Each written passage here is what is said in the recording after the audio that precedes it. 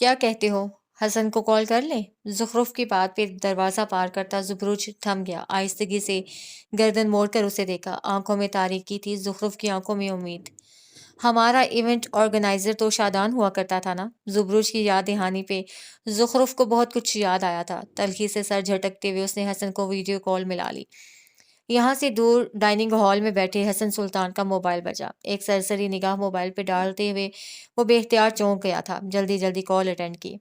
زلطان جو پاس کھڑے ملازم سے کچھ کہہ رہا تھا، اس نے جو ہی گردن موڑی، حسن کے موبائل کے اسکرین پہ اسے ایک چہرہ نظر آیا۔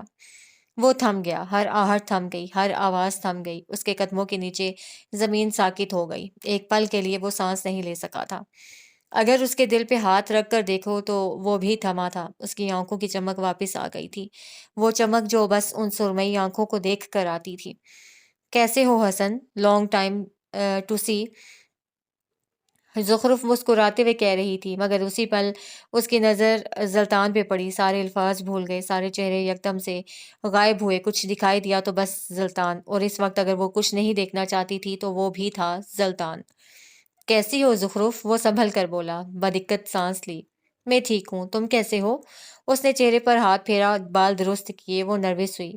تم کیسے ہو زبرج؟ اب وہ چوکھٹے میں ابھرنے والے دوسرے چہرے سے پوچھ رہا تھا۔ حال احوال کے بعد ان سب کے پاس کہنے کو کچھ نہیں بچا تھا، بس حسن تھا جو کچھ کہنے کی کوشش کرتا تھا۔ زبرج خاموشی سے بیٹھا تھا جب حسن نے ہی کہنا شروع کیا۔ میں شادان کو بھی کال پہ لا رہا ہوں، کہتے ہوئے اس نے ایک اور کال ملائی۔ کوسوں دور اپنے کمرے میں بیلکنی کی ریلنگ پہ ہاتھ جمائے کھڑے شادان کا فون بجا تو وہ خیالوں کی رو سے باہر آیا۔ پینٹ کی پاکٹ سے موبائل نکال کر اسے نمبر دیکھا تو اسے اچنبھا سا ہوا۔ وہ دونوں تو اچھے ٹرمز پہ نہیں تھے، پھر یہ کال؟ گہری سانس بھرتے کال اٹینڈ کرتے ہوئے وہ سنگل صوفے پہ آ بیٹھا۔ اسکرین کے چوکھٹے میں اسے 4 لوگ نظر آئے۔ خوشی ہونے کے بجائے اس کے چہرے پہ طنز تھا۔ ہزار باتیں تھیں، ہزار تانے، ہزار طنز، ہزار گلے شکوے تھے۔ اس نے دل میں رکھے اور دل ہی دل میں کوڑتا رہا۔ میرا خیال تھا کہ ہم مل لیں، ہم سب چند دن کا ناردرن ایریاز کا ٹور کیسا رہے گا؟ زخرف نے ایک بار پھر کچھ کہنا چاہا۔ میں مصروف ہوں، زلطان بولا۔ ایک دن کے لیے اندرون لاہور کی سیر؟ شادان، تمہارے لیے تو گولڈن چانس ہے۔ دیسی کھانوں کے بہت شوقین تھے تم، حسن بولا۔ وقت گزر گیا، شوق بدل گیا، جو تھا وہ ماضی میں ہی رہ گیا، وہ تلخی سے بولا تھا۔ زخرف کی رنگت بھوجنے لگی، اسے ان لوگوں کو یوں اچانک کال نہیں کرنی چاہیے تھی۔ ماضی کی راکھ پھیلاؤ ذرا، کیا معلوم کچھ نکل آئے، کوئی شوق، کوئی گلہ، کوئی کارنامہ۔ زلطان کا بس نہ چلتا تھا اس کی گردن تک اپنے ہاتھ لے جائے۔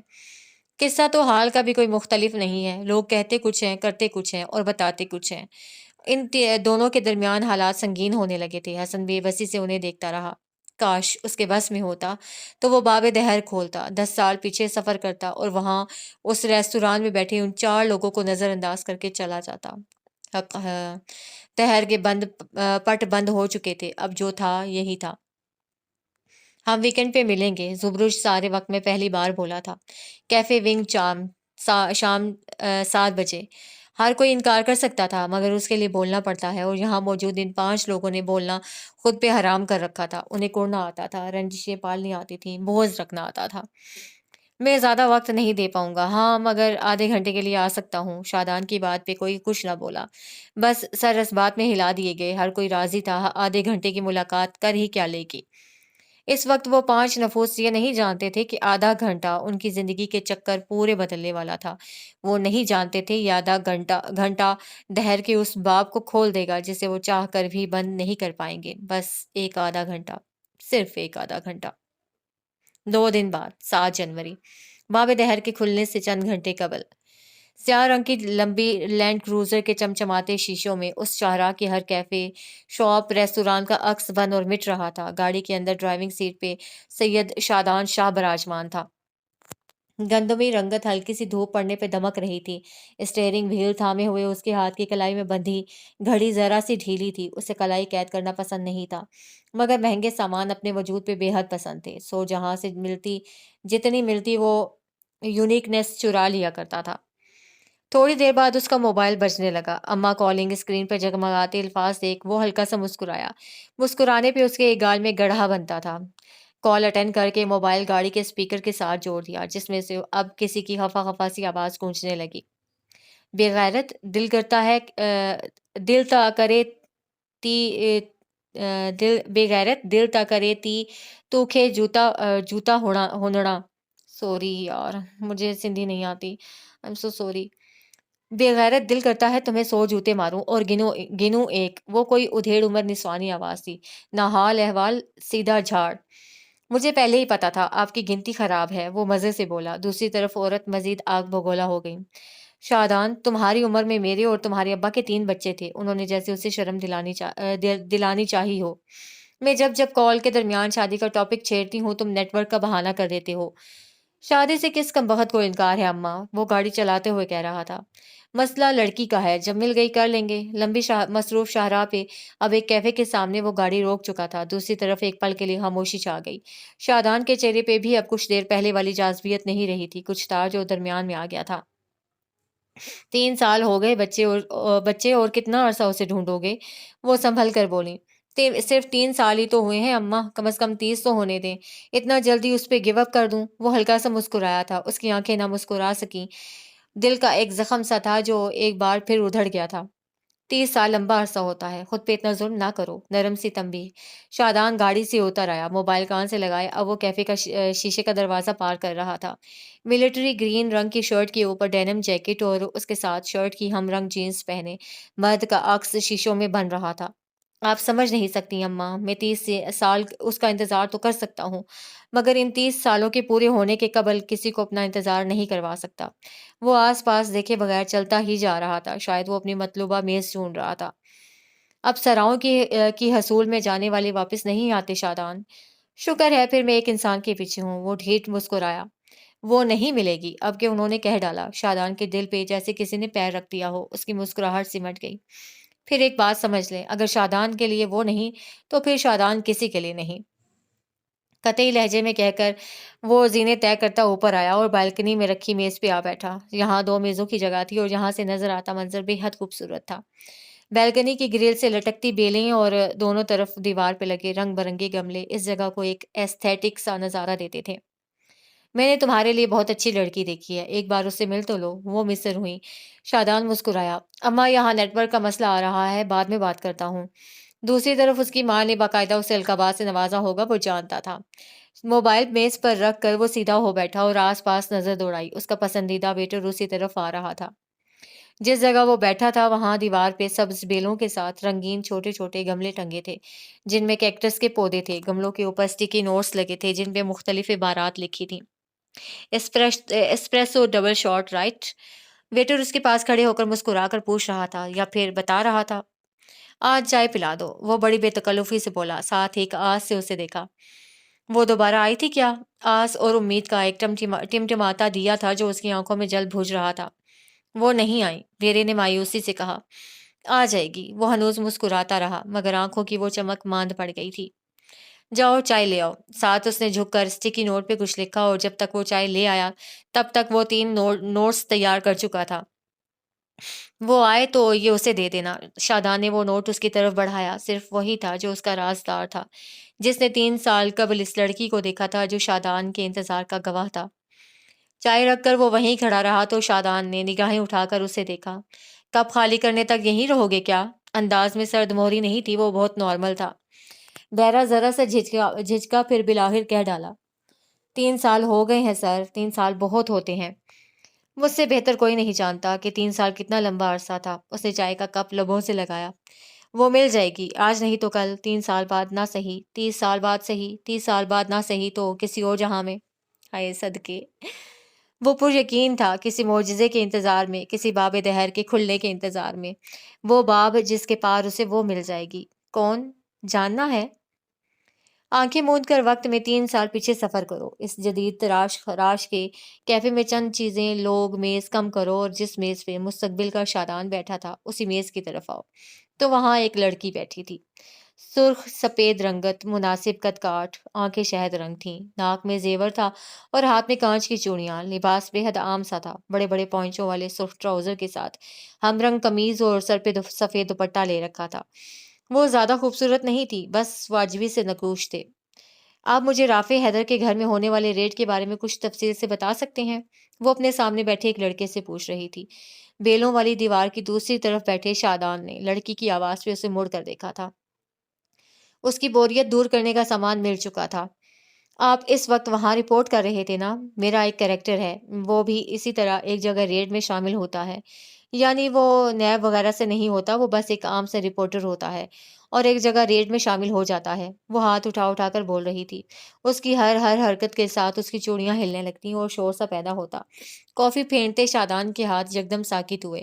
وہ اس وقت صرف ان چوڑیوں کی آواز سننا چاہتا تھا۔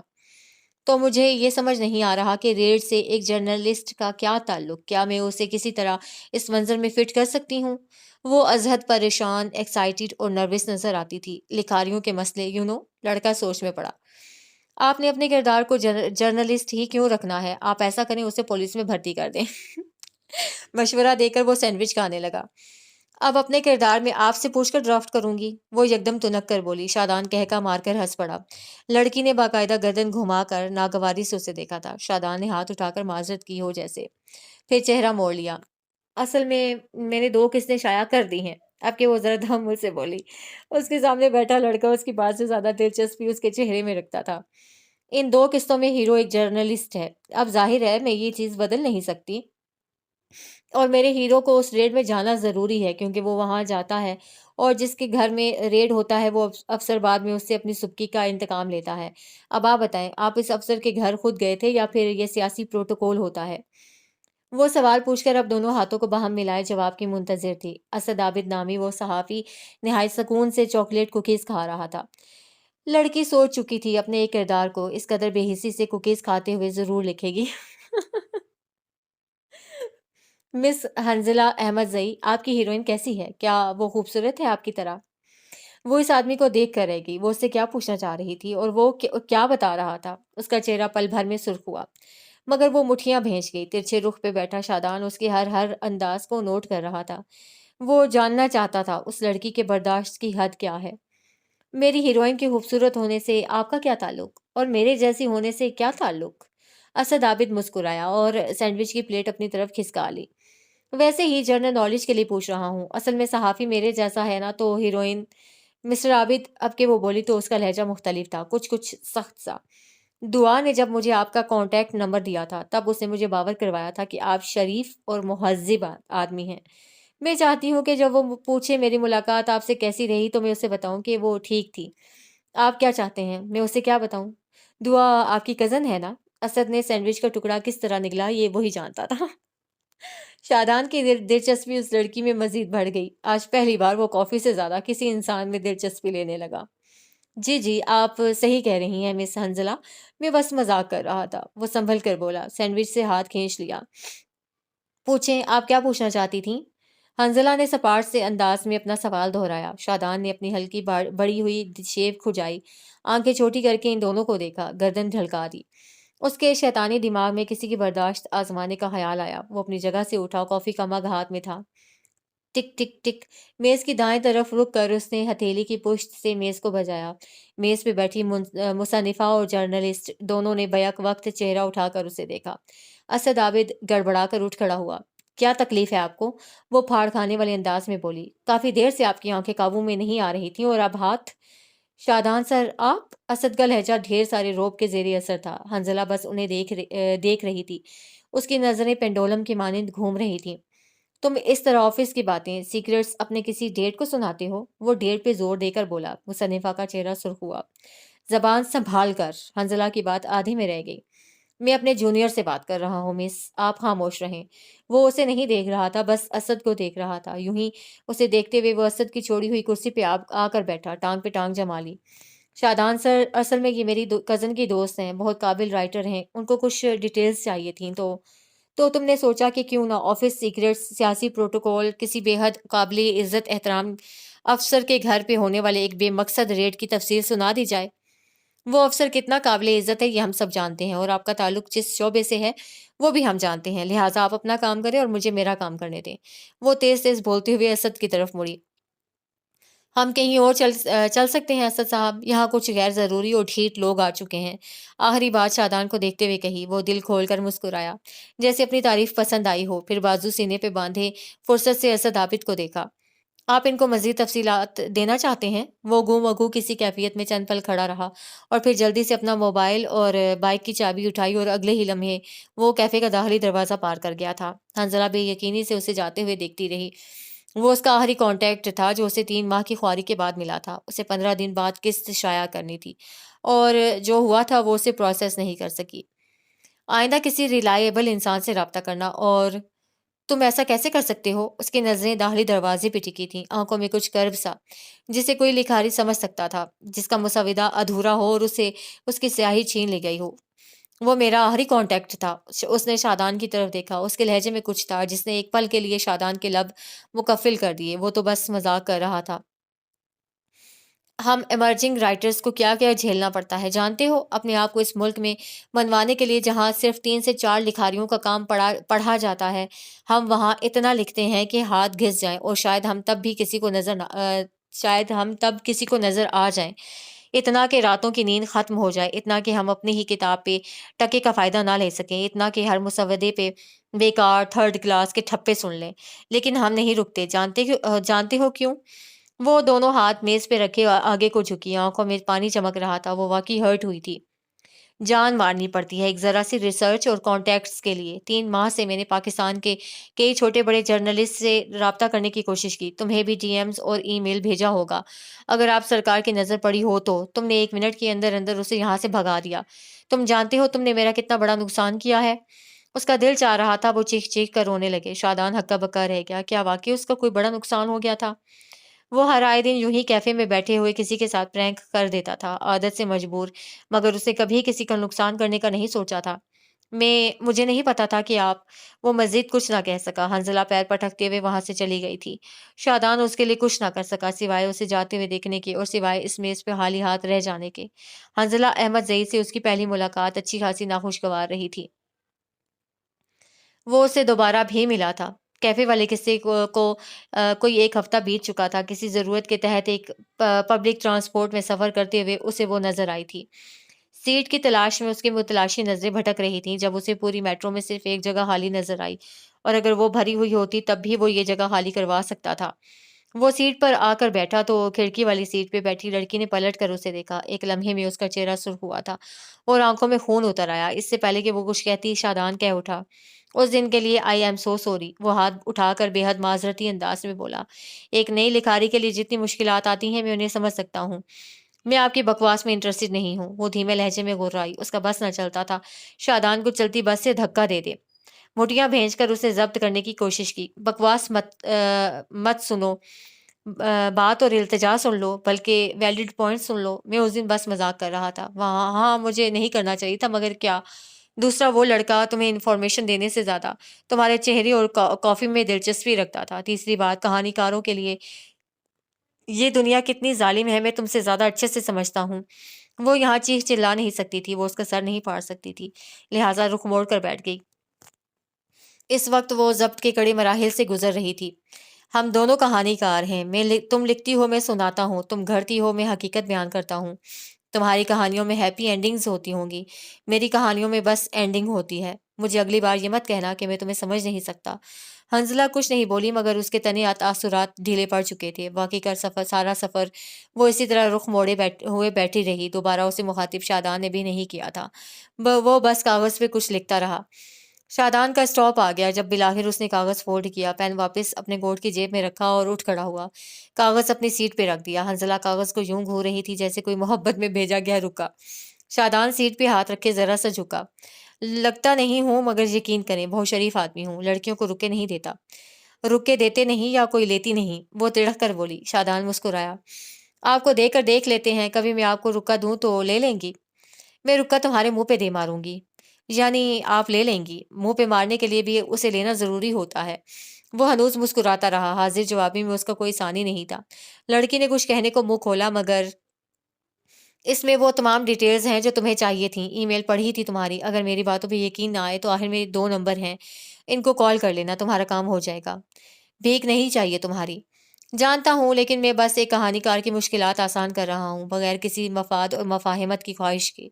وہ کہہ کر چلا گیا تھا۔ حنزلہ اگلے کئی لمحے اس کاغذ کو دیکھتی رہی، پہلے غصے سے، پھر بے بسی سے، پھر تھک کر، اور پھر بالآخر ایک ماں کسی ممتا سے اسے سنبھال کر بیگ میں رکھ دیا۔ اس نے کہا تھا اسے بھیک نہیں چاہیے، لیکن یہ تو ازالہ تھا نا، اور بھلا کاغذ سے کیسی ناراضگی؟ یہ اس اینکر کے باپ کی میراث تھوڑی تھا۔ لکھاریوں کے پاس خود کو لوگوں کو دینے کے لیے کئی تسلیاں ہوتی ہیں۔ وہ تیسری بار بھی ملے تھے۔ بس والے واقعے کے بعد وہ اسے اکثر ٹکرانے لگا تھا۔ پہلے تو وہ اسے گھوریوں سے نوازتی چلی جاتی، پھر دھیرے دھیرے اس کا غصہ کم ہوا تھا۔ اب ان دونوں کے درمیان ہائی ہیلو کا تبادلہ ہو جایا کرتا تھا۔ وہ ہر روز صبح اس کیفے میں لکھنے اور شادان کافی پینے آتا تھا۔ پہلے وہ ناغہ کر لیا کرتا تھا، مگر اب کچھ تھا اس بیلوں سے لدی دیوار کے ساتھ والی میز میں، کچھ تھا اس کیفے کی کافی گرل کے پار نظر آتے شہر میں، جسے وہ نظر انداز نہیں کر سکتا تھا۔ پہلے وہ عام سے حلیے میں بھی آ جاتا تھا، آج کل وہ خوشبو اور لباس کا بہت خیال رکھتا تھا۔ ایک احساس سا جو اس لڑکی کی موجودگی سے نتھی ہو گیا تھا، ایک وجدان سا جس نے شادان شاہ کی سماعتوں میں محبت نامی گیت محفوظ کر ڈالا تھا، ایک حفاظتی حصار سا جس نے اس کے دل کے گرد پہرا ڈال دیا، اور وہ اس پہرے سے جان نہیں چھڑانا چاہتا تھا۔ اس روز بھی وہ لیپ ٹاپ پہ کچھ لکھتے ہوئے رک جاتی، پھر لکھتی، پھر رک جاتی، کبھی اسکرین گرا دیتی، کبھی آس پاس دیکھنے لگتی۔ اسی پل اس کی نظر داہنے دروازے سے موبائل پہ انگلیاں چلاتے ہوئے اندر آتے شادان پہ پڑی۔ وہ مسکرایا۔ حنزلہ نے بھی مسکرانے کی کوشش کی، مگر ناکام۔ وہ کبھی بھی اس کے پاس خواہ نہیں گیا تھا، مگر اس روز وہ چلا گیا۔ شاید آج وہ خواہ نہیں گیا تھا۔ اس روز ان دونوں نے اس کے ناول کے متعلق ڈھیر ساری باتیں کی تھیں۔ اپنے آفس سے آنے والی ہر کال اس نے اگنور کی تھی، یہاں تک کہ اسے اپنے سیکرٹری کے دھڑا دھڑ میسیجز آنے لگے تھے۔ 10 منٹ میں شو آن لائن جانے والا ہے، آپ کہاں ہیں سر؟ سر کیا بتاتے کہ وہ ایک کیفے میں بیٹھے ایک مصنفہ کے دکھ سن رہے تھے۔ مسئلہ یہ تھا کہ رائٹر صاحبہ کو اپنی ہی لکھی کہانی میں کیمسٹری نظر نہیں آ رہی تھی، اور اگر رائٹر کو اپنی کہانی میں جھول نظر آ رہا ہے تو ساری دنیا اس کی تعریف کر دے، وہ اس تعریف کو دل پہ نہیں لیتا۔ جی ماشاء اللہ سے بہت ڈھیٹ ہوتے ہیں لکھاری۔ شو کینسل کر دو یا پھر جو مرضی کر لو، میں نہیں آ رہا، تقاصا جواب لکھ کر بھیجا۔ اس کی سیکرٹری باقاعدہ غش کھاتے کھاتے گری ہوگی۔ اتنا غیر پروفیشنل جواب! سر آپ اس طرح بغیر کسی وجہ کے شو کینسل نہیں کر سکتے۔ شادان نے ایک نظر اس میسج کو دیکھا، دوسری نظر اس لیپ ٹاپ پہ کھلے مسودے کو جو اسے پڑھنے کے لیے دیا گیا تھا۔ اس کی اگلی نظر ہانی چند گھنٹوں میں وہ اسے نک نیم دے چکا تھا کی طرف اٹھی۔ وہ جس بے چینی اضطراب سے اسے دیکھ رہی تھی، وہ شو تو کیا کیریئر بھی کینسل کر سکتا تھا۔ وجہ تو ہے جسے تم سمجھ نہیں سکتی، اور شاید میں بھی نہیں۔ اس نے میسج بھیج کر موبائل آف کر دیا اور پھر مکمل انہماک سے اس مسودے کو پڑھنے لگا۔ قسط کی آخری سطر پڑھتے ہوئے اس کی آنکھوں میں ستائش تھی۔ ہیروئن فرینچ تھی اور ہیرو پاکستانی۔ اس کے فرینچ مکالمے اس خوبصورتی سے لکھے گئے تھے کہ شادان دنگ رہ گیا۔ تمہیں فرینچ آتی ہے؟ اس نے حنزلہ سے پوچھا۔ مجھے فرینچ حفظ ہے، بہت پسند ہے مجھے یہ زبان۔ شادان مسکرایا اور دوبارہ پڑھنے لگا۔ اگر یہ کیمسٹری نہیں ہے تو پھر دنیا میں کیمسٹری نام کی کوئی چیز ہی نہیں۔ آخری سطر پڑھتے ہوئے اس نے فرینچ میں کہا۔ اس کا حرف حرف سچ تھا، بغیر کسی بناوٹ کے۔ لکھاریوں کو الفاظ لہجے بن کے سنائی دیتے ہیں۔ یہ وہ مخلوق ہیں جو سچ ہونٹوں سے نہیں، آنکھوں اور چہرے کے تاثر سے جان لیتے ہیں۔ ہانی سچ جان چکی تھی۔ تمہیں فرینچ آتی ہے؟ وہ حیران ہوئے بغیر نہ رہ سکی۔ مجھے فرینچ حفظ ہے، وہ اس کی آنکھوں میں دیکھتے ہوئے بولا۔ یہ پرفیکٹ ہے ہانی، فکر کرنا چھوڑ دو۔ اس کا مسودہ پرفیکٹ تھا۔ آج اسے شادان اتنا برا نہیں لگا جتنا پہلے لگا کرتا تھا۔ اس شام انہوں نے اس ناول، اس کے اگلے ناول اور اگلے 5 سالوں کی کہانیوں کے متعلق بہت ساری باتیں کی تھیں۔ ایک پرائم ٹائم شو کرنے والا اینکر اپنا شو کینسل کر کے ایک گمنام لکھاری کے مسودے کے جھول درست کر رہا تھا۔ کافی کا عادی وہ چائے کے کپ پی رہا تھا۔ مورخ کو چاہیے تھا کہ اس واقعے کو تاریخ کے پنوں میں درج کرے، کبھی نہ مٹنے کے لیے۔ اور پھر وہ آخری بار بھی ملے تھے، شاید کبھی نہ ملنے کے لیے۔ پورے 3 ماہ وہ اس کیفے میں ہر روز ملتے رہے تھے۔ یہ بھی اسی طرح کا ایک عام سا دن تھا۔ وہ لیپ ٹاپ میز پہ سامنے رکھے کھٹاکھٹ کچھ ٹائپ کر رہی تھی۔ شادان اس کے سامنے بیٹھا تھا، خاموشی سے اسے دیکھتا ہوا۔ وقفے وقفے سے وہ کوکیز اور سینڈوچ توڑ توڑ کر اس کی طرف بڑھا رہا تھا، جنہیں وہ لے لیتی مگر اسے دیکھے بغیر کھا لیتی، کافی کے گھونٹ بھرتی اور ایک بار پھر لکھنے لگ جاتی۔ وہ کافی دیر برداشت کرتا رہا، پھر بالآخر پھٹ پڑا۔ تمہیں رائٹنگ بلاک کب ہوگا اور کتنا لکھو گی؟ ہانی نے نگاہیں اٹھا کر تعجب سے اسے دیکھا۔ تمہیں کیا تکلیف ہو رہی ہے؟ اتنے وقت بعد تو لکھنا شروع کیا ہے، تم چاہتے ہی نہیں ہو کہ میں لکھوں، ہے نا؟ وہ سلگ اٹھی۔ تم مجھے اگنور کر رہی ہو، وہ بھی 1.5 گھنٹے سے۔ میں کام کر رہی ہوں شادان، آج اسے جمع کروانا ہے، آخری تاریخ ہے۔ وہ سیدھا ہو بیٹھا، تو تم کل جمع کروا دینا یا پھر مجھے بعد میں بلوا لیا ہوتا، کم از کم میں یوں اگنور تو نہ ہو رہا ہوتا۔ کل نہیں کر سکتی، کل مجھے واپس جانا ہے۔ واپس کہاں؟ شادان کی حسیات ایک لمحے میں بیدار ہو چکی تھی۔ گاؤں جانا ہے، اپنے گھر۔ تم کیا کہہ رہی ہو؟ کہاں ہے تمہارا گھر؟ کون سا گاؤں؟ یہ خیال کہ وہ اسے اب روز نہیں دیکھ سکے گا، اس خیال نہیں شادان کے رگو پے میں بے چینی بھر دی تھی۔ سب بتاتی ہوں، تم پہلے مجھے یہ بتاؤ، تمہارا آج کا شو تم نے اس میں مدثر رضا کو بلوایا ہوا ہے نا؟ یکدم اس نے لیپ ٹاپ سے نگاہیں ہٹا کر شادان کے چہرے پہ جمائی۔ وہ کہتا ہے کہ اس کا کسی ملک دشمن سرگرمی سے کوئی تعلق نہیں، تم اسے ثابت کر پاؤ گے؟ تمہارے پاس کوئی لیڈ ہے؟ ہاں ہے، وہ لاپرواہی سے بولا، لیکن یہ کانفیڈینشیل ہے، کسی تھرڈ پرسن کو نہیں بتا سکتے، وہ روانی میں کہہ گیا۔ مگر جب اس کی نظر ہانی کے چہرے پہ پڑی تو وہ بے اختیار پچھتایا، اس کا چہرہ سپاٹ ہو چکا تھا۔ ہانی، میرا مطلب یہ نہیں تھا کہ تم تھرڈ پرسن ہو، میں تمہیں جانتا ہوں۔ تم اسے سمجھ نہ آیا کہ وہ کیا کہے، جو تھا وہ صرف شادان کی جانب سے تھا۔ حنزلہ تو آج بھی شاید اسے ایک کیفے میٹنگ سمجھتی تھی۔ اچھا چھوڑو، یہ بتاؤ تم کہاں جا رہی ہو، کب اور کیوں؟ کانفیڈینشیل ہے، کسی تھرڈ پرسن کو نہیں بتا سکتے، وہ اسی کے انداز میں بولی تو شادان نے بے اختیار کر آنکھیں میچ لی۔ حنزلہ اب اپنا سامان سمیٹ رہی تھی، شاید اس کا کام ہو چکا تھا۔ بیٹھو ہانی، واپس بیٹھ جاؤ، اسے اٹھتے دیکھ وہ ذرا سختی سے بولا۔ آخری اطلاعات تک نہ تم میرے باپ ہو نہ بھائی، ایک تھرڈ پرسن کو میں اجازت نہیں دیتی کہ وہ مجھے اٹھائے بٹھائے۔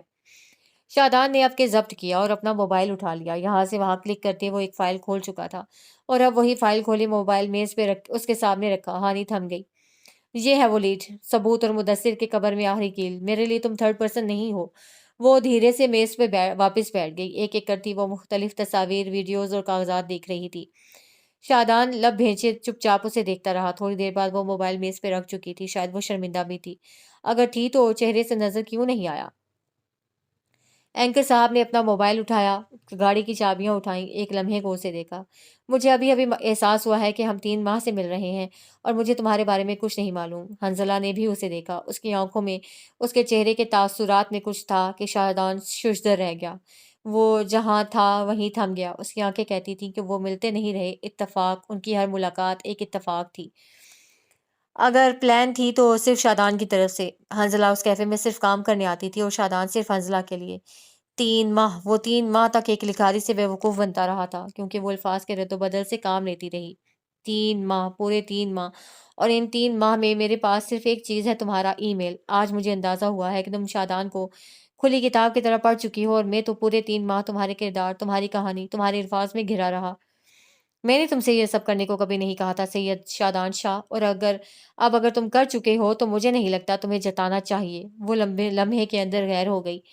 شادان نے جواباً بہت کچھ کہا تھا، وہ خاموش وہ بھی نہ رہ سکی تھی، وہ غصے سے باہر نکل گیا تھا، مگر رات 8 بجے اس کا غصہ جھاگ کی طرح بیٹھ گیا، جب اس کے لائے ثبوت اس کے لیے اور اسی کے انداز میں کوئی اور صحافی مدثر رضا کی پکڑ کیے ہوئے تھا۔ یعنی حنزلہ نے صرف وہ ثبوت دیکھے نہیں، شاید وہ انہیں اپنے ای میل ایڈریس پہ بھیج بھی چکی تھی۔ اسے اپنے پیروں سے زمین کھسکتی محسوس ہوئی، اسے اپنے سینے میں شدید درد ہوتا محسوس ہوا۔ اس کا باس اس پہ چلا رہا تھا، زندگی میں پہلی بار شادان کا شو آن ایئر ہوا تھا، مگر اس کے پاس کہنے کو کچھ نہیں تھا۔ وہ بے وقوفوں کی طرح کبھی مہمان کو دیکھتا، کبھی کیمرے کو۔ وہ لائیو شو سے اٹھ کر کیفے آیا تھا، لوگ اسے دیکھ رہے تھے، کیفے کا عملہ بھی۔ بیلوں والی میز خالی تھی، وہ وہاں نہیں تھی۔ شادان نے لرزتے ہاتھوں سے اسے ای میل بھیجنے کی کوشش کی، مگر ایڈریس غیر ویلڈ تھا۔ آج پہلی بار وہ کیفے میں کسی اور نشست پہ بیٹھ گیا، شاکی، ششدر۔ اسے رونا بھی نہ آ سکا، وہ شل تھا۔ سوشل میڈیا پہ لوگ نہ جانے کیا کیا کہہ رہے تھے، اسے دھڑا دھڑ کالز کی جا رہی تھی، مگر وہ سن تھا۔ یہ میڈم نے آپ کے لیے دیا تھا سر۔ عملے میں سے کسی نے سرخ اسٹیکی نوٹ اس کی طرف بڑھایا۔ شادان نے وہ تھام لیا، ایک موہوم سی امید کے تحت، ایک آس کہ شاید وہ اس کے لیے کوئی پتہ چھوڑ کر گئی ہو، مگر وہ الفاظ کچھ مختلف تھے۔ آئندہ کسی ریلائیبل انسان پہ بھروسہ کرنا۔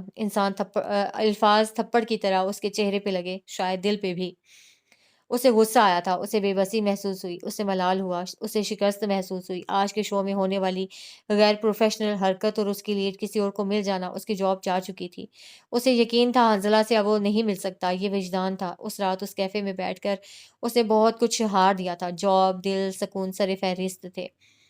آج حال میں اس کیفے میں بیٹھے ہوئے اس سے اندازہ ہوا تھا کہ وہ 3 سال گزار آیا ہے، زندگی نے اسے ان 3 سالوں میں سب واپس دیا تھا، کام، شہرت، مقام، اگر کچھ نہیں دیا تھا تو وہ حنزلہ تھی۔ گہری سانس لیتے ہوئے اس نے ایک بار پھر کاغذ پہ چند الفاظ گھسیٹے۔ 3 سالوں میں وہ ایسے کتنے نوٹ لکھ چکا تھا، اسے گنتی بھول گئی تھی، مگر وہ ہر ماہ یہاں آ کر ایک اسٹیکی نوٹ پہ چند سطور لکھتا اور اسے بیرے کے حوالے کر دیتا۔ آج ایک بار پھر اس نے پھر ایک نوٹ لکھا، والٹ اور چابی اٹھائی اور اٹھ کھڑا ہوا۔ چائے کافی آج بھی انچھوئی تھی۔ آج ایک بار پھر اس کیفے سے باہر جاتے ہوئے اس کا دل بھاری تھا، بے حد بھاری۔ ہر گزرتا دن اس کے دل کے زخم ہرے کر دیتا تھا۔ باب دہر کے کھلنے سے 4 گھنٹے قبل، تاریخ 7 جنوری، شام 4 بجے۔ سنگھار میز کے سامنے کھڑا وہ ایک ہاتھ سے اپنے بالوں میں برش کر رہا تھا۔ سیاہ بال سلیقے سے جم گئے تو اس نے کلائیوں پہ ہلکا ہلکا پرفیوم اسپرے کیا، گردن پہ کچھ زیادہ ہی۔ اب وہ خود کو آئینے میں دیکھ رہا تھا۔ سفید رنگ کے شرٹ کے اوپر سرمئی سویٹر تھا جس سے شرٹ کے کالر اور کف جھانکتے تھے۔ سفید ہی سرمئی رنگ کے سلیکس پہنے اب وہ آئینے سے ہٹا۔ بیڈ پہ بیٹھ کر اس نے جوتے پہنے، اس کے سیاہ جاگرز جن پہ سنہرے پٹے تھے۔ جوتوں پہ وہ ہمیشہ سے لاکھوں روپے لٹا دیا کرتا تھا اور افسوس نہیں ہوتا تھا۔ وہ اٹھ کر اس کیفے کے لیے نکلتا کہ اس کا موبائل جل کر بجھا۔ حسن سلطان نے ساتھ رکھا موبائل ہاتھ میں لیا۔ زخرف کا میسج تھا۔ میں نے 1.5 گھنٹہ پہلے شادان کو میسج کیا تھا اور ابھی تک جواب نہیں آیا۔ تم اس کا رویہ دیکھ رہے ہو نا؟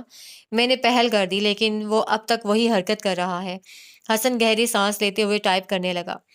وہ مصروف ہوگا یار، ضروری بات ہے تو دوبارہ ٹیکسٹ کر لوں۔ ہاں ظاہر ہے تم نے اسی کی سائڈ لینی ہے، ذات برادری جو ہے۔ حسن سر پکڑ کر رہ گیا۔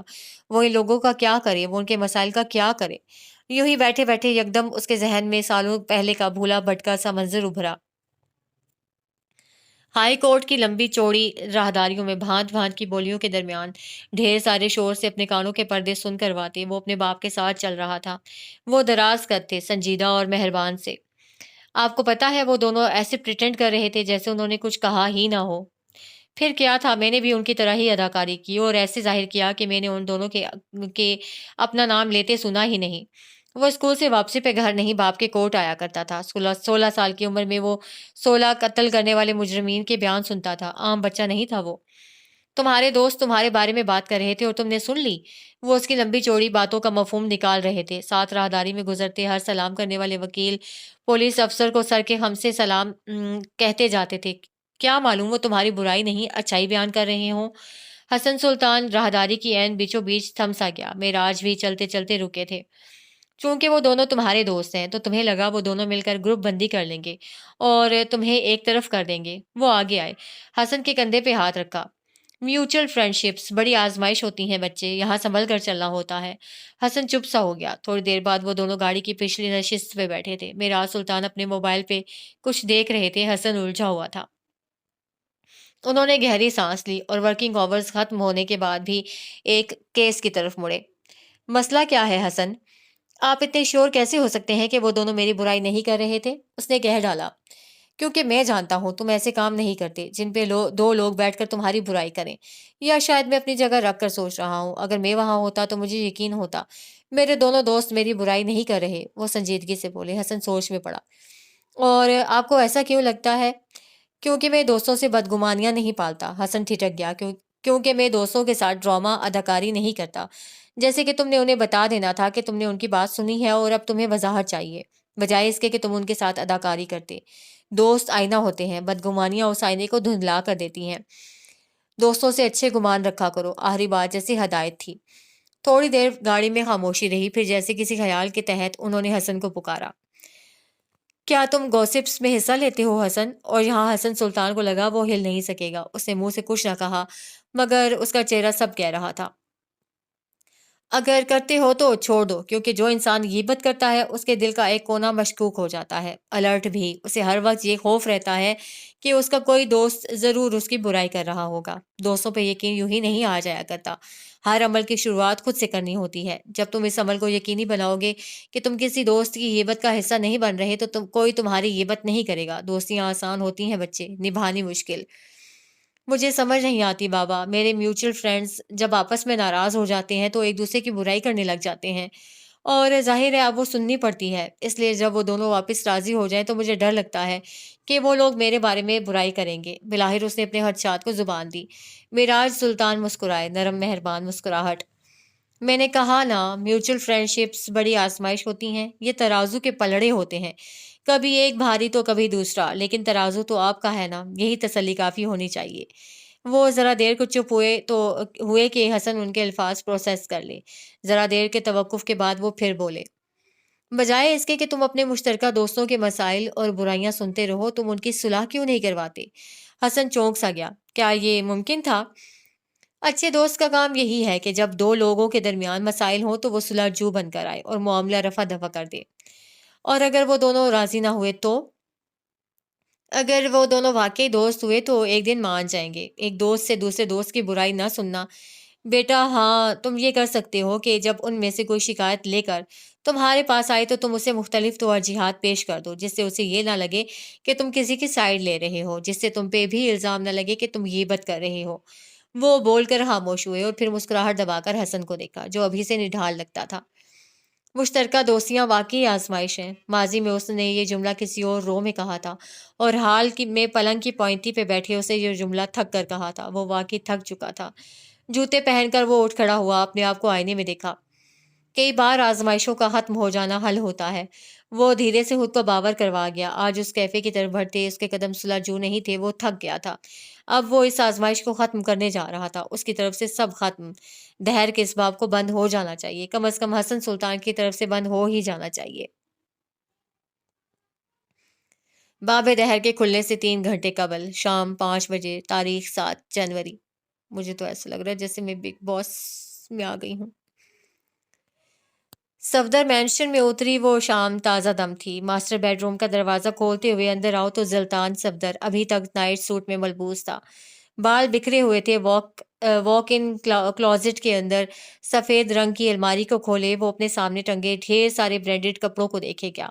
ہر روز یہ کام اس کے ملازمین کیا کرتے تھے، مگر آج کچھ تھا، کچھ خاص تھا۔ کم از کم آج جن سے ملنے وہ جا رہا تھا اس کے لیے کسی ملازم کی پسند کا لباس ناقابل قبول تھا۔ ہر لباس کو ہاتھ میں لیتا پھر رد کرتا۔ وہ بالآخر ایک سفید رنگ کے ہائی نیک سویٹر کے ساتھ سیاہ رنگ کا اوور کوٹ بازو پہ ڈالے ہوئے باہر آیا تھا۔ پیروں میں سفید رنگ کے جوگرز تھے۔ اس نے جوگرز بڑے احتیاط کے ساتھ پہنے تھے۔ وہ کافی پرانے تھے، مگر کچھ تھا جو زلطان کے لیے ہمیشہ یکساں رہتا۔ وہ شیشے کے آگے کھڑا بال بنا رہا تھا جب دروازے پہ ہلکی سی دستک ہوئی۔ اس کی اجازت کے بعد کوئی اندر آیا تھا۔ آپ سے کہا ہے آپ کو دستے کی ضرورت نہیں ہے بھائی، اس نے ہر دن دہرایا جانے والا جملہ ایک بار پھر دہرا دیا۔ آنے والا رف سے حلیے میں تھا اور ہاتھوں میں کچھ کاغذات اٹھا رکھے تھے۔ وہ زلطان کے نکلنے سے پہلے اس سے مل لینا چاہتا تھا۔ دیوار کے ساتھ رکھے ایک صوفے پہ بیٹھتے ہوئے اس نے زلطان سے پوچھا، کاغذات نامزدگی جمع کروانے ہیں، صرف کچھ ہی دن رہ گئے ہیں، تمہیں اور ابا کو اب صلح کر لینی چاہیے۔ اور بولتے بولتے وہ رک گیا۔ اس کی آنکھیں ایک نقطے پہ ساکت ہوئیں۔ وہ زلطان کے پیروں میں ان سفید جوگرز کو دیکھ رہا تھا۔ 10 سال، کیا 10 سال بعد بھی وہ اسے نہیں بھول سکا؟ اور زلطان نے خود پہ پرفیوم اسپرے کرتے ہوئے سوال کیا۔ وہ اپنے بڑے بھائی کی نظروں سے بے خبر تھا۔ دوستوں سے ملنے جا رہے ہو؟ لفظ دوست پہ زلطان چونکا تھا۔ وہ بھی آ رہی ہے؟ اس بار وہ چونکا نہیں۔ کئی بار ہماری زندگی میں موجود قریبی لوگ وہ اس سے بڑی اچھی طرح واقف ہوتے ہیں۔ ہاں آ رہی ہے، اس نے سنجیدگی سے جواب دیا۔ اور تمہارا کیا خیال ہے؟ اس بار بھی دل پہ بوجھ رکھ کر آؤ گے یا کیا آؤ گے؟ شاید اسے دلچسپی ہوئی تھی۔ کیا آؤں گا؟ میں اس کے والد کے جنازے پہ نہیں آ سکا، کیا آؤں گا؟ وہ آئینے کے سامنے سے ہٹتے ہوئے بولا، آنکھیں سپاٹ تھیں، ہر تاثر سے خالی۔ اس کے عقب میں بیٹھا سراج صفدر ہنس پڑا۔ میں اس کے باپ کے جنازے کی نہیں، اس کی بارات کی بات کر رہا ہوں۔ بحیثیت دولہا اس میں کب شرکت کرو گے؟ یہ حقوق وہ کئی سال پہلے کسی اور کو دے چکی ہے، زلطان نے سرسری سے کہا اور بیڈ پہ پڑا اپنا اوور کوٹ بازو پہ ڈالا۔ اطلاع کے لیے عرض ہے کہ وہ منگنی ٹوٹ چکی ہے، دوبارہ کرنے میں کوشش کرنے میں حرج ہی کیا ہے؟ میں ایک گیٹ ٹوگیدر کے لیے جا رہا ہوں، کسی پروپوزل کے لیے نہیں۔ اور آپ کی اطلاع کے لیے عرض ہے وہ 1 ہفتہ بعد نکاح کر رہی ہے۔ وہ صوفے پہ اس کے قریب آ بیٹھا اور کاغذات گھٹنے پہ رکھ کر اوراق پلٹائے۔ سراج بدستور اسے دیکھتا رہا۔ یہ جوتے تمہارے پیروں میں اچھے نہیں لگ رہے، اس نے برملا کہا۔ اوراق پلٹتے زلطان کے ہاتھوں کی حرکت تھم گئی۔ 10 سال ایک لمبا عرصہ ہوتا ہے، چیزیں بدل لینی چاہیے۔ ایک لمحے کے لیے زلطان کے دل میں ایک ٹیس سی اٹھی تھی۔ آنکھوں کے پردے پہ زندگی فلیش بیکس کی صورت چلنے لگی۔ جب وہ بولا تو آواز مدھم تھی۔ 10 سال ایک لمبا عرصہ ہوتا ہے، اس نے جیسے اعتراف کیا۔ 10 سال میں چیزیں بدل سکتی ہیں، ان سے جڑے احساس اور جذبات نہیں۔ اس نے سائن کرنا چاہا مگر جانے کیوں اس کے ہاتھوں میں لرزش آ گئی۔ پرانی محبت پرانے مرض جیسی ہوتی ہے، جسم کے کونے کونے میں سرایت کر جاتی ہے۔ پھر جب کہیں اس بھولی بسری محبت کا ذکر چھڑ جاتا ہے، جسم کا ہر حصہ اس تکلیف کو محسوس کرتا ہے۔ یہ محبت جسم کے حصوں سے جونک کی طرح چمڑ جاتی ہے، اسے نکالنا جسم کو کھینچنے کے مترادف ہے۔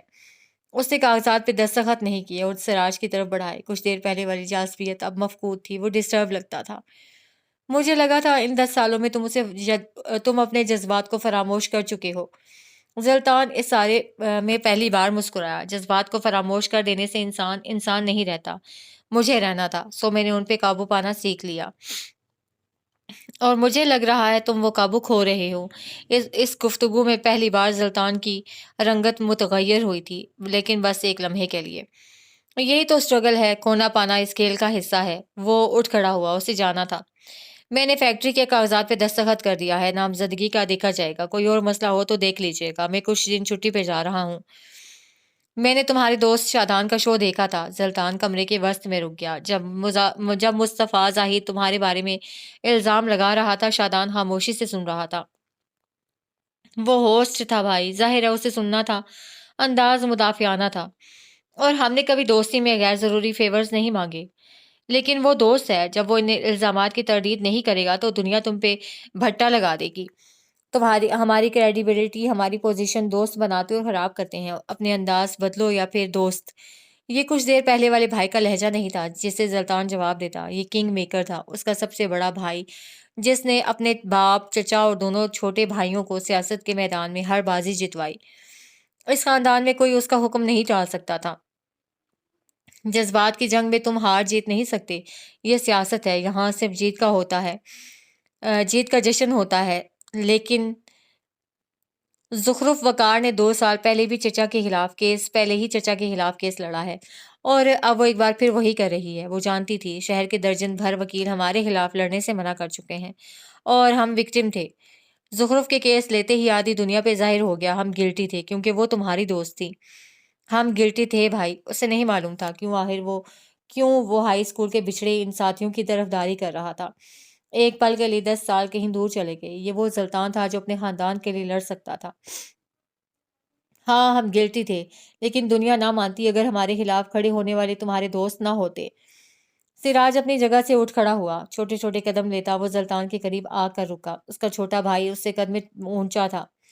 سراج نے اس کی آنکھوں میں دیکھا۔ 4 سال پہلے سیاست میں آنے کے بعد زلطان کی آنکھیں ہر تاثر کھو چکی تھیں، مگر آج ان میں کچھ تھا، کوئی بے یقینی سی، کچھ بے چینی سی۔ اسے یہ کچھ خاص پسند نہ آیا۔ میں کنگ میکر ہوں زلطان، لیکن ایک بات بتاؤں؟ وہ اس کے کان کے پاس جھکا۔ جذبات دیمک ہیں، تخت کھا جاتے ہیں، آہستہ آہستہ، دھیرے دھیرے۔ وہ سرگوشی کرتے ہوئے پیچھے ہٹا، اس کے بازو پہ پڑا کوٹ اٹھایا اور اس کے عقب میں کھڑے ہو کر اسے وہ کوٹ پہنانے لگا، ملائمت سے، نرمی سے۔ تمہیں تخت ملنے والا ہے، دیمک کو پیچھے چھوڑ کر آؤ۔ وہ دہر اب گزر چکا ہے، اس باب کو بند کرو، یا پھر مختلف انداز میں کھولو۔ بس چیزیں تمہارے حق میں ہونی چاہیے، ورنہ… وہ آگے آیا، کوٹ کا بیلٹ اس کی کمر پہ فکس کیا۔ مجبوراً مجھے کچھ اقدام لینے ہوں گے اور تمہیں پسند نہیں آئیں گے۔ یہ لمحہ زلطان صفدر کے لیے چناؤ کا لمحہ تھا، کرسی یا پھر دیمک، اسے کیا چننا چاہیے؟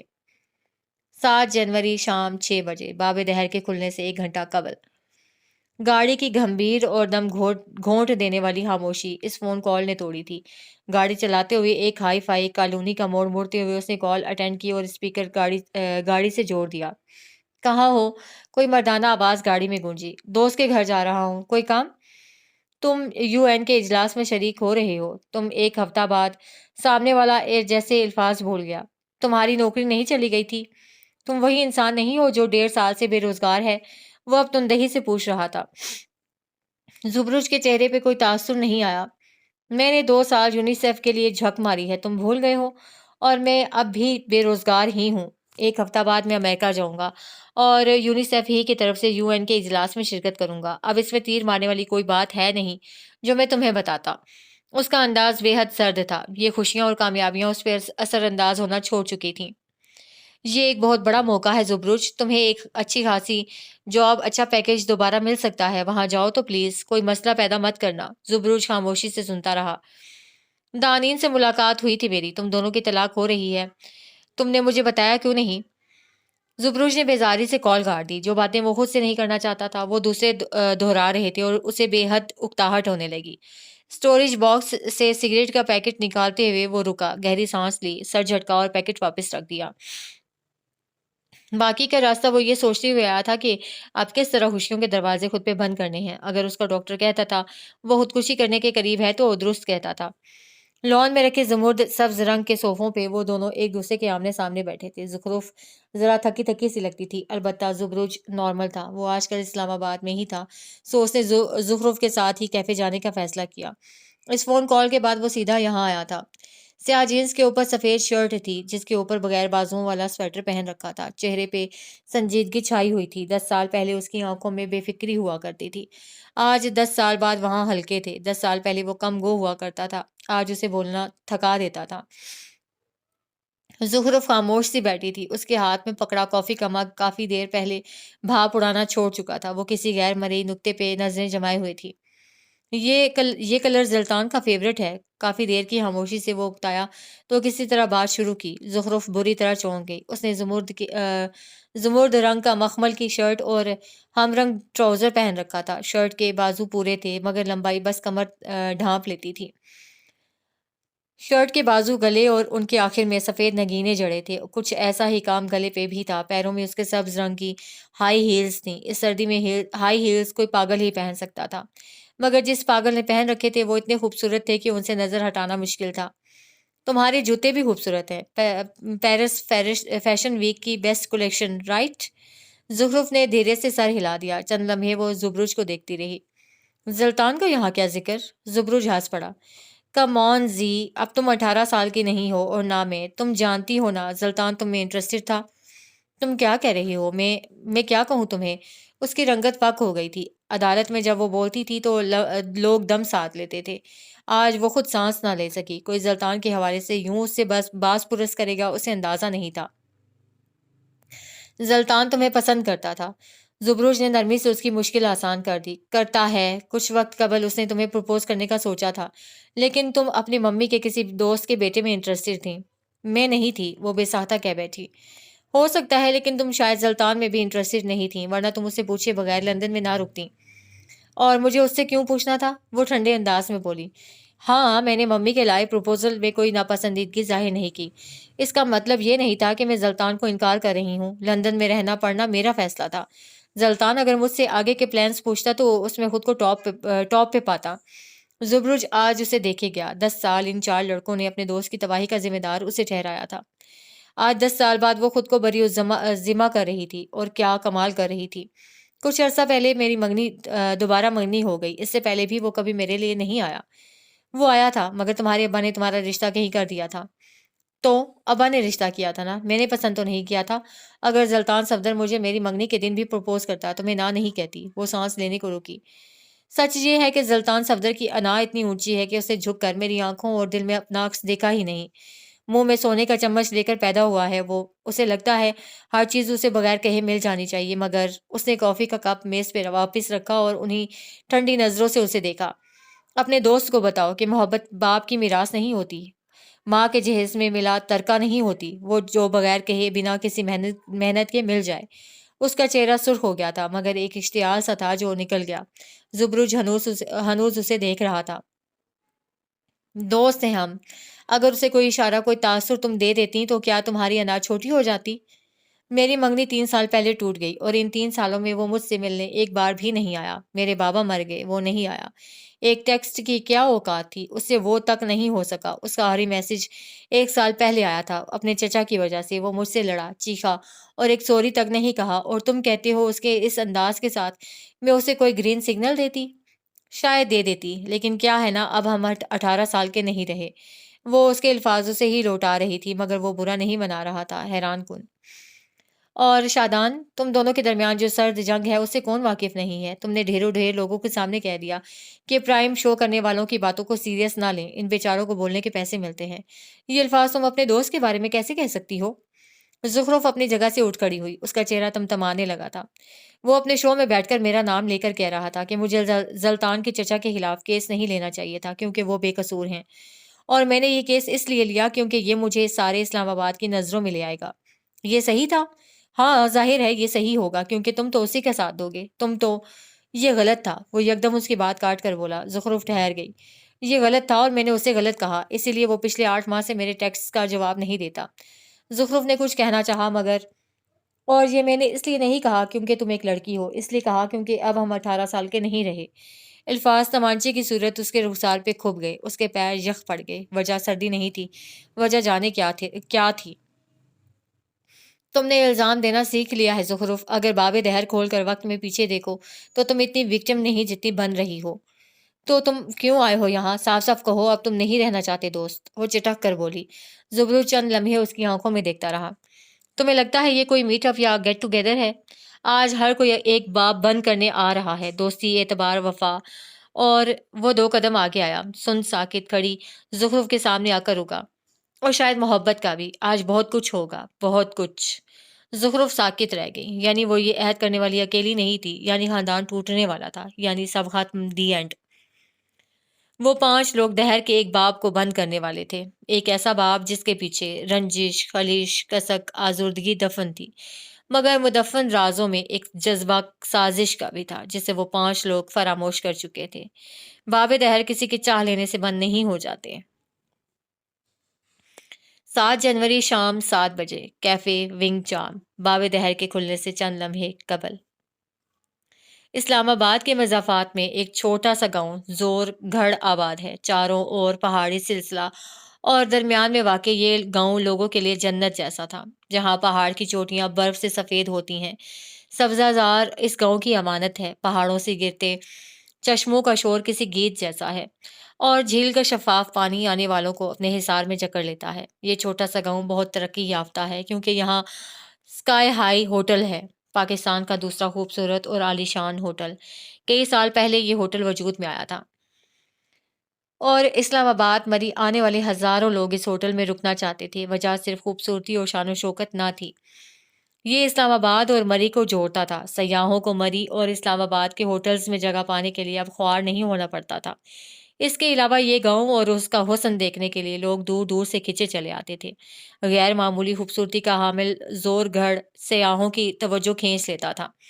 کہانی کا مرکز اس وقت کیفے ونگ چام ہے، اسکائی ہائی کے عقب میں اور پہاڑوں کے بالکل روبرو۔ یہ کیفے قدیم طرز کی تھیم پہ بنا تھا، بڑے بڑے پتھروں کی بنی کرسیاں اور ان کے اوپر جھونپڑی نما چھجے، میز بھی پتھر کو کاٹ کر ایک خوبصورت شکل میں ڈھال کر بنائی گئی تھیں، اور لائے جانے والے برتن ایسے تھے جیسے کسی بادشاہ کے زیر استعمال رہے ہوں۔ ایک لمبی پتھر کی میز کے گرد اس وقت 2 لوگ بیٹھے تھے، زلطان صفدر اور حسن سلطان۔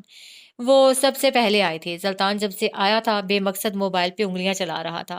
حسن نے 2 بار اس سے بات کرنے کی کوشش کی تھی مگر وہ مختصر جواب دیتا رہا۔ اسی پل کیفے کا داخلی دروازہ کھلا اور 2 لوگ ایک ساتھ اندر آئے۔ زلطان نے کسی احساس کے تحت نظر اٹھائی اور موبائل پہ چلتی اس کی انگلیاں ساکت ہو گئیں، آنکھیں ایک رخ پہ جم گئیں، اور دل اتنی زور سے دھڑکا کہ آواز میلوں تک گئی۔ وہ یک تک آنکھیں جھپکے بغیر اسے تک رہا تھا اور وہ اس کی طرف آتے ہوئے مسکرا رہی تھی۔ زلطان مسکرا بھی نہ سکا۔ اس کے کانوں اور گلے میں سبز ہیرے تھے، مگر زلطان کے لیے اس کی آنکھوں کی چمک دنیا کی ساری چمک پہ بھاری تھی۔ چھوٹے بال کرل کر کے شانوں پہ ڈالے وہ پر اعتماد قدم اٹھا رہی تھی۔ وہ قریب آ کر رکی تو حسن اٹھ کھڑا ہوا۔ زلطان بھی سر جھٹکتے ہوئے اٹھا۔ الیکس لیگ کے بعد وہ زمرد شرٹ کے اوپر پہنا سفید رنگ کا اوور کوٹ اتار کر اسے کرسی پہ ٹانگ رہی تھی۔ اب وہ چاروں شادان کا انتظار کرنے لگے۔ آج کل کیا کر رہے ہو زبرج؟ حسن نے گفتگو کا آغاز کیا۔ زلطان اور زخرف اپنی اپنی جگہ خاموش تھے۔ یہ سوال تم جان بوجھ کر رہے ہو؟ کیا تم نہیں جانتے میری دیوالیہ ہو گئی تھی؟ تم نہیں جانتے ان پہ فراڈ کا الزام لگا تھا؟ وہ تیز لہجے میں بولا۔ حسن زلطان اور زخرف بھی اسے دیکھنے لگے۔ وہ تو ان سب میں سب سے زیادہ کام رہا کرتا تھا۔ بیرسٹر صاحب، ہر کوئی آپ کی طرح پریویلیج نہیں ہوتا کہ ایک نوکری چلی جائے تو دوسری چوکھٹ پہ ہاتھ جوڑے کھڑی رہے۔ کام ڈاؤن زبرج، حسن نے بس ایک بات کی تھی۔ زلطان نے اسے ٹوکا۔ حقیقت یہ ہے کہ تمہاری نوکری نہیں رہی، ظاہر ہے اب کچھ نیا تو کرنا ہے نا، اور تم UN کے اجلاس میں جا رہے ہو نا؟ کیا تم دونوں مجھے میری کم مائگی کا احساس دلانا چاہتے ہو؟ تم لوگ یہ بتا رہے ہو کہ اگر میں ایک دن گھر بیٹھ گیا تو میرے لیے گزارا مشکل ہو جائے گا۔ اس کی کنپٹی کی رگیں تک پھڑکنے لگی تھیں۔ زلطان نے کچھ سخت کہنا چاہا مگر حسن نے اس کے ہاتھ پہ ہاتھ رکھ کر اسے خاموش کروا دیا۔ زبروج نارمل نہیں لگ رہا تھا۔ اس ٹاپک کو ختم کرتے ہیں، زخرف مدبرانہ انداز میں بولی۔ تم بتاؤ زلطان، کاغذات نامزدگی جمع کروا رہے ہو؟ وہ براہ راست اس کی آنکھوں میں دیکھ رہی تھی۔ جس کام کے لیے لندن چھوڑا تھا اسے تھوڑی چھوڑ سکتا ہوں۔ یعنی تم مانتے ہو تم نے لندن اپنی وجہ سے چھوڑا تھا؟ وہ ترکی بترکی بولی۔ دیکھا، میں نے کہا تھا نا، زلطان صفدر اتنا انا پرست ہے کہ وہ دوسروں کے لیے کچھ چھوڑ نہیں سکتا اور نہ ہی کسی کے لیے رک سکتا ہے۔ آخری بات اسے زبروج کو دیکھ کر بظاہر مسکراتے ہوئے کہی تھی۔ زلطان صفدر کو اگر یہ بات کسی اور نے کہی ہوتی تو وہ معاف نہ کرتا، مگر زخرف وقار کو بہت کچھ معاف تھا۔ سر فہرست زلطان پہ طنز کرنا تھا۔ میری کچھ حدود ہیں، اس لیے میں دوسروں کی حدود کا بھی احترام کرتا ہوں، اور سچ یہ ہے کہ میں جگہ اپنی وجہ سے تبدیل کرتا ہوں۔ مجھ پہ میری ماں کے بھیجے ہوئے وائس نوٹس اثر نہیں کرتے۔ حسن اور زبروج اس وائس نوٹس کے قصے سے لاعلم تھے، سو خاموش رہے۔ زخرف کا چہرہ ایک لمحے میں سرخ ہوا تھا۔ اس نے کچھ کہنے کو لب کھولے مگر سامنے سے آتے شادان کو دیکھ خاموش ہو گئی۔ زلطان نے ایک نظر اسے دیکھا، وہ نہیں جانتا تھا کیوں مگر اس کے چہرے پہ ایک مسکراہٹ بکھر گئی تھی، نوسٹیلجیا سی مسکراہٹ، کسی عزیز کو دیکھ کر آنے والی ایک بے ریا بے اختیار مسکراہٹ۔ وہ اب ان سب کے قریب رک کر ہر ایک سے پنجہ ملا رہا تھا۔ سب سے آخر میں زلطان تھا۔ اس نے شادان کی طرف ہاتھ بڑھایا مگر وہ کرسی کھینچ کر سامنے بیٹھا۔ زلطان صفدر کا ہاتھ ہوا میں معلق رہ گیا، ایک تیر سا تھا جو اس کے دل میں کھپ گیا۔ شادان وہ صرف دوست نہیں تھا، شادان اس کا خاندان تھا۔ وہ ہمیشہ سب سے پہلے اور جاتے وقت سب سے آخر میں زلطان سے ملا کرتا تھا۔ وہ زلطان سے نہیں ملا۔ زلطان کے چہرے کی رنگت پل بھر میں متغیر ہوئی۔ اتنی دیر کر دی شادان، تمہیں یہاں جلدی آ جانا چاہیے تھا۔ حسن کی بات پہ وہ پرتکلف سا مسکرایا۔ میں جلدی آ گیا تھا لیکن پھر سوچا یہاں انتظار کر کے وقت ضائع کرنے سے بہتر ہے ذرا گاؤں دیکھ لوں۔ سفید جھوٹ بول رہا تھا کمبخت، وہ گھنٹہ بھر پہلے آ گیا تھا اور اسکائی ہائی کے ٹیرس پہ کھڑے ہو کر سگریٹ پھونک رہا تھا۔ ایک طرح سے وہ اپنے دوستوں کو انتظار کروانا چاہتا تھا، کیوں وہ نہیں جانتا تھا۔ اگر تمہارا وقت اتنا ہی قیمتی تھا تو تم نے آنے کی حامی کیوں بھری تھی؟ جہاں تک مجھے یاد پڑتا ہے تم گاڑی خود چلا کر پورے ہوش و حواس میں آئے ہو، نہیں؟ زلطان بازو سینے پہ باندھے بڑے ہی خوشگوار لہجے میں بولا۔ شکر ہے میں دوستوں کے بلانے پہ آ تو گیا، سچ کہوں تو میں زبروج کے لیے آیا ہوں۔ اس نے ساتھ بیٹھے زبروج کے کندھے پہ ہاتھ رکھا، آنکھوں میں ترحم سا تھا۔ میں نے تم سے کہا تھا زبروج یہاں مت اپلائی کرو، میرے پاس تمہارے لیے بہتر آپشنز تھے، تم میری نہیں سنتے بلکہ تم سب زلطان کے سنتے ہو، اور دیکھو ہم کہاں ہیں۔ اس نے زلطان کو دیکھا، وہ بس اسے دیکھ رہا تھا، کوئی نفرت نہیں، کوئی غصہ نہیں، وہ کام تھا۔ وہ بس وجہ جاننا چاہتا تھا اس تلخی کی، اس بے روحی کی۔ اور تم کیا کہہ رہے تھے زلطان؟ وہ ہاتھ میز پہ رکھے آگے کو ہوا، آنکھوں میں تپش تھی۔ میں نے آنے کی حامی کیوں بھری؟ کیونکہ میں زبان کا پکا آدمی ہوں، دوستوں کے غم اور خوشی میں شامل ہوتا ہوں۔ ہاں مگر کچھ لوگ میت سے زیادہ ایک ٹی وی شو کو فوقیت دیتے ہیں۔ میز پہ دھرے زلطان کے ہاتھ کی مٹھی بھینچ گئی۔ زخرف وقار کے دل پہ کسی نے کچھ دے مارا تھا۔ وہ اس کے باپ کی میت کو چھوڑ ایک ٹی وی شو اٹینڈ کر رہا تھا، وہ کیسے بھول سکتی تھی؟ میز پہ یکدم آکورڈ سی خاموشی چھا گئی، ہر کوئی اپنی اپنی جگہ خاموش بیٹھا تھا۔ کئی یادیں تھیں، کئی بیتے لمحے تھے جو یادداشت کا حصہ بن اور مٹ رہے تھے۔ دوستوں کے ساتھ گزارے ہوئے لمحات امر ہو جاتے ہیں، دوستیاں مر کھپ جاتی ہیں، لمحات نہیں مرتے۔ آخری سانسیں لیتی دوستیوں کے امر لمحات جب یاد آتے ہیں، دل کو آرے سے چیرے جانے کی تکلیف سی ہوتی ہے۔ بالکل صحیح ہے، ایسا ہی ہے۔ یہی تکلیف اس وقت اس میز پہ بیٹھے ہر شخص نے محسوس کی۔ کافی یا پھر کھانا؟ حسن سلطان نے سکوت توڑا تھا، زرد روشنیوں میں ان سب کے بے چین چہرے کو جواب نہ دے پائے۔ کافی منگوا لیتے ہیں، اس کے بعد کھانا، اوکے؟ اس نے ویٹر کو آواز دی اور مختلف کافی کے فلیورز آرڈر کیے۔ اس کے چہرے پہ ہلکی سی مسکراہٹ تھی، ساتھ اس نے موبائل نکالا اور سب کو کیمرے کی طرف دیکھنے کو کہا۔ خاموشی سے تصویر لے گئی۔ آج بحث نہیں ہوئی، آج میرا چہرہ نہیں آ رہا کی رٹ نہیں لگی۔ زخرف ایک بات بتاؤ، حسن نے خوشگوار انداز میں بات کا آغاز کیا۔ میں جسٹس ابتسام والے کیس میں کورٹ آیا تھا، تم اتنی زور سے یور آنر کہہ رہی تھی، بیچارہ جج باقاعدہ ڈر گیا تھا۔ اس کی تو شروع سے عادت ہے، زبرج بولا۔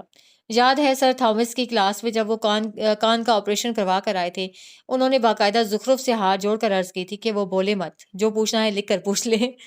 ہاں تو صرف میں نہیں، ہاتھ تو انہوں نے شادان کے آگے بھی جوڑے تھے کہ بھائی تم چپ رہا کرو، جب بولتا تھا زہر اگلتا تھا۔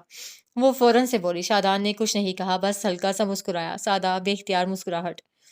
شادان غصے کا تیز تھا، مگر جو بات وہ کرتا تھا وہ صحیح ہوتی تھی۔ سر تھامس کو اس سے خامخواہ کا بیار تھا۔ بس زلطان اسے دیکھتے ہوئے بولا، میں کم از کم بولتا تو تھا، زبروش کے منہ سے الفاظ نکلوانے کے لیے میری اماں کو چلہ کاٹنا پڑتا تھا۔